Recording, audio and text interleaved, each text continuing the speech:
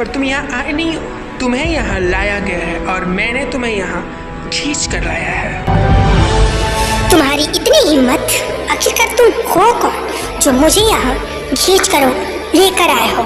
बोलो।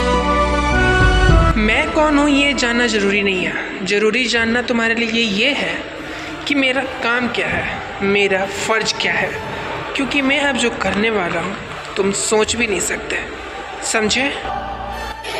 चाहे तुम कुछ भी कर लो, पर तुम मेरा कुछ भी नहीं बिगाड़ सकते, कुछ भी नहीं। तो फिर ये लो।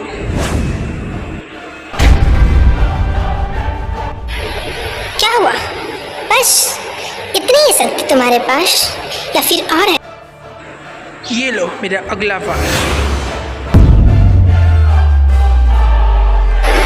अब बस भी करो, अगला बार पिछला बार बहुत हुआ। अब तुम देखो मेरा वार, मैं करूँगा तुम पे वार।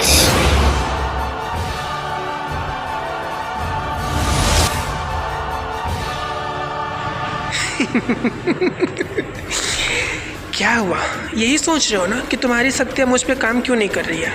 नहीं करेगी। जानते हो क्यों? जानोगे भी कैसे? आखिर कौन हो तुम और तुम पर मेरी शक्तियाँ काम क्यों नहीं कर रही है?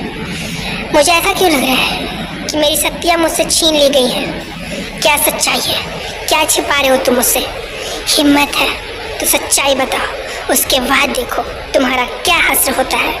हिम्मत है तो बताकर तो देखो। बताता हूँ रोबो, सारी सच्चाइयाँ मैं तुझे बताता हूँ, पर मैं तुम्हें आज से बताने से पहले मैं तुम्हारे कल को तुम्हें याद दिलाना चाहता हूँ।